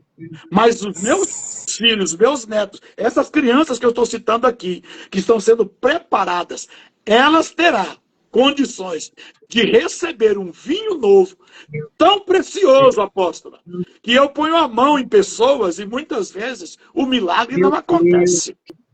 Mas Pedro não precisava pôr a mão. Só a sombra de Pedro, porque Pedro era puro. Pedro não era um odre restaurado. Pedro era um odre perfeito. Então nós vamos levantar uma geração. Então eu paguei votos e abri mão de votos que eu tinha, esperando o grande avivamento. Porque eu entendi que não é com pessoas restauradas odres restaurados, que virá o vinho novo. Não. Então nós precisamos parar tudo e levantar uma geração com um legado, aonde Deus pode confiar a glória dele, o poder dele, como ele confiou em homens no passado, para que nós vamos ter uma igreja gloriosa, e esta igreja será influente na sociedade. Aí você pode pegar uma criança dessa e colocar lá no governo, que ele não vai botar o dinheiro na cueca. Você pode colocar ele lá no Supremo Tribunal Federal, que ele não vai vender sentença, ele não vai mentir, ele não vai roubar. Mas para isso, nós precisamos voltar para os princípios da palavra de Deus e tirar o demônio da mente de muitos cristãos, dizendo, isso é Velho Testamento, isto passou. Não, esse é o evangelho que Maria ensinou Jesus. E que Jesus, com 12 anos, estava pronto para enfrentar o mundo, e nenhum dia da sua vida ele se desviou. Que Deus abençoe, pastora, apóstola, pela oportunidade. Em nome de Jesus.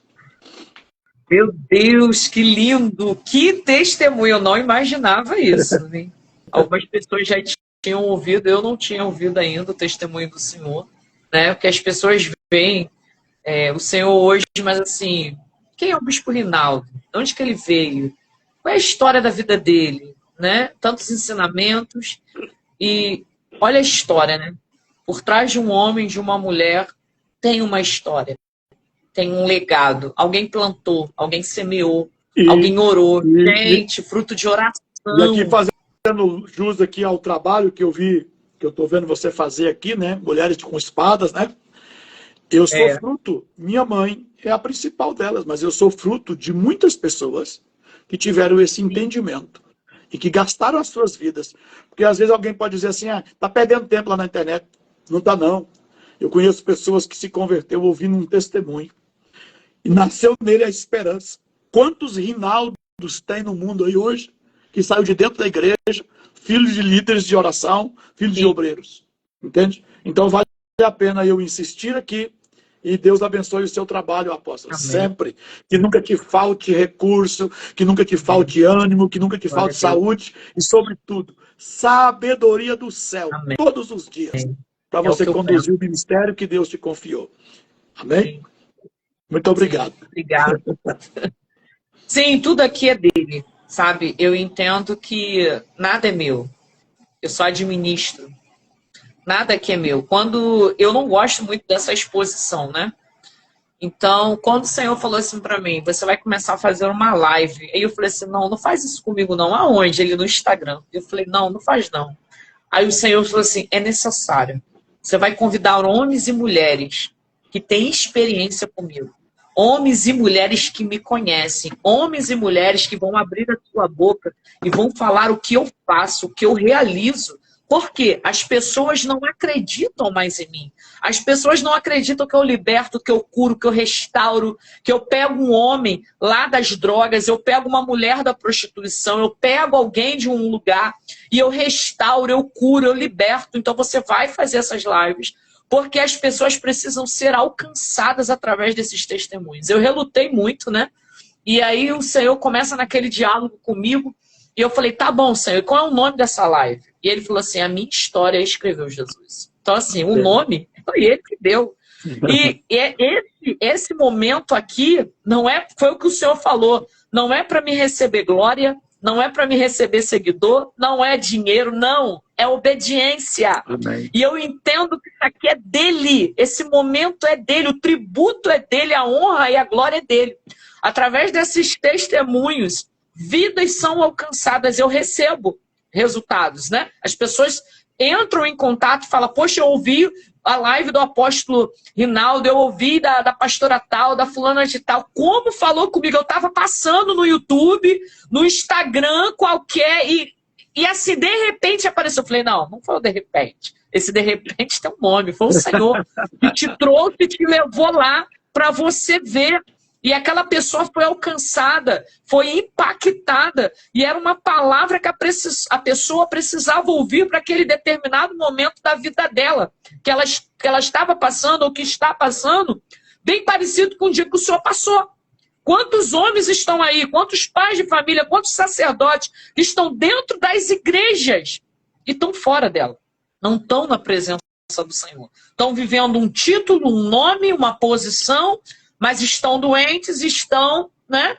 Então, assim, para que as pessoas vejam, é o Bispo Rinaldo? É o Bispo Rinaldo. Olha a história, né? Olha a trajetória. E eu achei lindo, né? O Senhor falou com o Senhor. Senhor, se o Senhor está me ouvindo, olha, eu vou servir, eu vou... Gente, contato com Deus. Eu atendi um rapaz aqui essa semana, via vídeo aqui, como a gente está. Sim. E ele é de Pato Branco, no Paraná. Ele era líder da igreja católica, da pastoral da juventude, né, na região de Pato Branco, para milhares de jovens. Ele é um senhor já de uns 30 e poucos anos. E ele me contou que ele começou a ter sede por Deus e meio que se decepcionou com a igreja, porque ele tem 2 filhas e as filhas tiveram sonhos com ele entre um mês, uma sonhou agora, a outra 30 dias depois. As 2 sonharam o mesmo sonho, algo que aconteceria com ele. Quando ele vai falar com o padre dá um tapa na cabeça dele assim e fala assim: larga de bobeira, isso aí não existe. E ele disse: mas tantos sonhos que eu vi na Bíblia, né? Ali era Deus começando a trabalhar com ele. Ele fez um voto no começo da pandemia. Tem 1 ano e meio que ele está crente. Ele não está nem congregando ainda. Ele não está numa igreja ainda. Por quê? Porque ele foi ler a Bíblia e ele disse: eu não vou sair da igreja católica, numa cidade onde milhares e milhares de pessoas me respeitam como um homem de Deus, e vou para uma igreja onde descumpre o que está escrito aqui. Eu vou para uma igreja onde vive o que está escrito. Por isso que alguém chegou nele e ele chegou até mim. Por alguém dar um testemunho de que eu sou alguém que vive mais próximo do que a gente gostaria de agradar a Deus. Aí, ele disse que na pandemia, antes da pandemia, ele fez um voto com Deus e ele foi pagar esse voto agora, há 1 ano e meio atrás, lá em Aparecida do Norte. De ir de bicicleta, de Pato Branco, no Paraná, para Aparecida do Norte. Diz que várias coisas começaram a acontecer com ele. Encontraram com outro grupo de romeiro. Deus tinha usado uma pessoa lá da cidade dele que era crente e mandou ele cantar. Canta. É para você cantar. E aí ele pegou uma música lá, nem sei a música, ele me falou, mas eu não lembro. E ele começou a cantar essa música. E foi o lema dele, pedalando e cantando essa música. Muitos dias de bicicleta. E teve experiências tremendas. Por exemplo, quebrar uma peça da bicicleta num lugar onde não tinha nem bicicletaria. E ele passava o dia inteiro ligando para as pessoas e não encontrava a peça. Aí ele vai para um hotel, para dormir no hotel. Na porta do hotel tem uma peça dispensada lá, que alguém... Entendeu? Que ninguém sabe explicar de onde veio a peça. Aí, no caminho, ele encontra um grupo de uns 40 romeiros também, que estava indo. E alguém chegou perto dele tocando um violão e falou para ele: Fernando, canta. E ele disse que foi ter experiência assim. A esposa dele foi de carro e estava esperando ele lá em Aparecida. Quando ele chegou na polícia rodoviária de Aparecida, aquele grupo, eles eram 9 bicicleteiros, o policial disse: olha, aqui é muito perigoso, tem muitas pessoas necessitadas aqui, eles podem roubar vocês, né? Então eu vou na frente com a viatura. Os 9 elegeram ele para ir na frente e os outros lá atrás. Quando eles entraram na cidade Aparecida do Norte, para ir para a Basílica, eles começaram a olhar para o lado, a suntuosidade daquela catedral e a miséria que as pessoas estão ao redor, ao ponto que tem segurança para os necessitados não entrar na igreja. Ele disse que começou a dar uma tristeza nele, algo, uma angústia nele. Ele falou para a esposa dele assim: você acha que se Jesus viesse aqui, ele não quebrava tudo isso aqui? Porque ele viu a suntuosidade da Basílica e a necessidade do povo e guardas para o povo não entrar lá. Ele disse que chegou até na porta da catedral, o apóstolo. Virou para trás e disse: nunca mais eu volto aqui. E não voltou mais na igreja católica, se desligou da igreja católica. Olha aonde, eu fiquei tremendo aqui ouvindo ele contar, aonde Deus deixou ele chegar, quando Jonas diz assim: do inferno eu clamei. Entende? Esse inferno que Jonas está falando é um estado em que você se encontra e também pode ser um lugar onde você está, aonde é que Deus não pode operar. Ele pode operar em todos os lugares. Só precisa de uma oportunidade. Porque ali, quando ele disse não para a idolatria, que ele entendeu, Deus disse, então vem para o lugar certo. Então, olha onde tirou ele. Fazendo todos esses dias viajando de bicicleta, pagando uma penitência. Quando ele chega na porta do lugar onde milhões de pessoas desejariam ir, ele desistiu. Voltou para casa e agora é cristão, para a glória de Deus. Sem o catolicismo. Experiência no caminho. Jesus fez o caminho com Deus ele. cuidando para passo, né?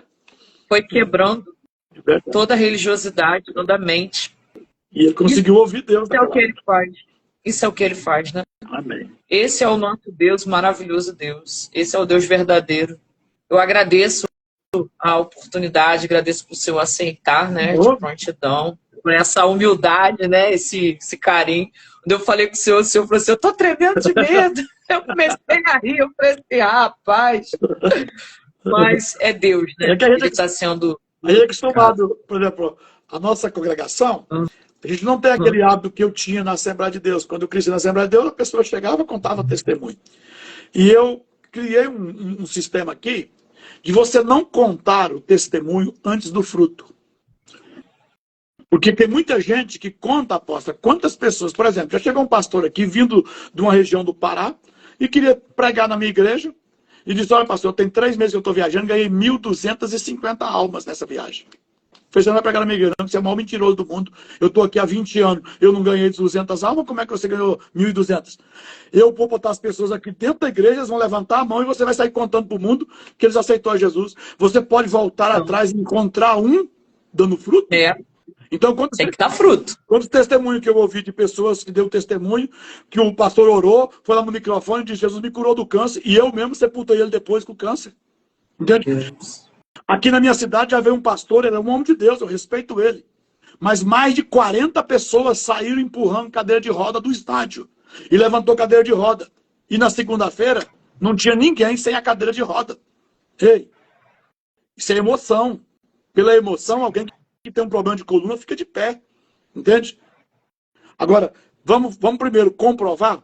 Na minha igreja, só dá testemunho de curado de câncer com documento na mão. Porque estão mentindo, apóstolo. Sim. A maioria desses testemunhos que a gente vê na mídia aí é mentira. A pessoa está lá contando, Deus fez isso, Deus fez aquilo, Deus fez aquilo outro. Sim. Eu sou a fulano de tal. Amanhã você encontra ele no prostíbulo de novo, na cachaça de novo. Sim. Vou dar um exemplo aqui, vou citar o nome. Aquela bispa que foi atriz pornô, Joaste, com quantos dias ela deu testemunho, gravou livros, ou escreveu livros. Olha onde ela está hoje. Ninguém volta atrás para dizer, olha, mentira, era emoção, não deu fruto. Jesus disse, pelos frutos conhecereis. Então, aí eu perdi o hábito, por isso que eu estava com medo de vir aqui e não saber dar o testemunho, porque a gente não tem, perdeu essa alusão, porque a maioria dos testemunhos das pessoas são enfeitados, são acrescidos. Entende? Você conhece o testemunho. Uma pessoa passa aí na mídia a vida inteira contando que já fez isso, fez aquilo, depois você descobre que aquilo tudo era mentira. Era mentira. Então eu cresci ouvindo um tal de tio Chico, ouvindo mais não sei quem, visão e não sei o quê. Virou tudo em nada, é tudo mentira. Sim. Tem gente, tem líderes aí na nação, tem um que usa o chapéu aí, que ele conta a mesma história 50 vezes ele conta a história diferente. Já pegou jacaré, já ficou no mar, já foi no Pantanal, já não sei o quê. Gente, é tudo mentira, irmão. Como é que você conta uma verdade? Cada vez você conta numa versão. Porque para ser verdade o que eu estou contando aqui, alguém vai testemunhar. Mas se a senhora me chamar aqui de volta a qualquer hora, a versão tem que ser a mesma. Tem que ser a mesma. Então, a gente perdeu esse costume porque eu falei, não, eu vi na minha igreja pessoas dar testemunho e depois eu tenho que sepultar ele. Por quê? Porque, só quer ver uma coisa que eu tenho birra? É o pregador, o operador de milagre, pegar o pé da pessoa e fazer assim. Tá vendo a diferença? Tá vendo a diferença? Irmão, é só você fazer assim com o quadril, ó. Entende? Eu não gosto daquilo. Por quê? Porque não é verdade, pastora. Eu não estou dizendo que Deus não bicho, uma perna. Deus cria até uma perna nossa.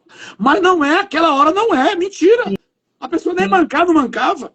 Ah, quer ver a diferença? Aí começa a orar, agora vai de novo, aí volta. A mão. Não, irmão, é só você fazer assim com o homem que dá um palmo de diferença. Ó.